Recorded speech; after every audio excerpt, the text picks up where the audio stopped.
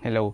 Para diyan sa kaibigan mo 'no, sabihin mo ang ALS ay para sa mga, mamamayan natin na hindi nakatapos ng high school, hindi junior high school, hindi nakatapos ng elementary, at yung mga mamamayan natin na may edad ng 15 pataas na hirap bumasa, hirap sumulat, tsaka hirap magkuwenta.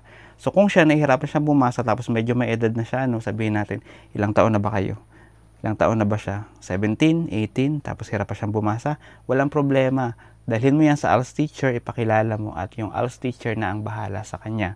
So, huwag ka mamahiya. Kung gusto niyo matuto, mag-enroll sa ALS. Hindi naman sila one whole week na magkaharap ng kanyang ALS teacher eh. So, kung gugustuhin niya talagang matuto, bukod sa pag-enroll sa ALS, ay di tulungan din niya ang kanyang sarili na maging bihasa sa pagbasa, lalo na sa pagsulat, pagbasa, tsaka sa pag-unawa. So, ikaw bilang kaibigan, samahan mo na siya sa kanyang ALS teacher at tulungan siyang magkaroon ng lakas na loob.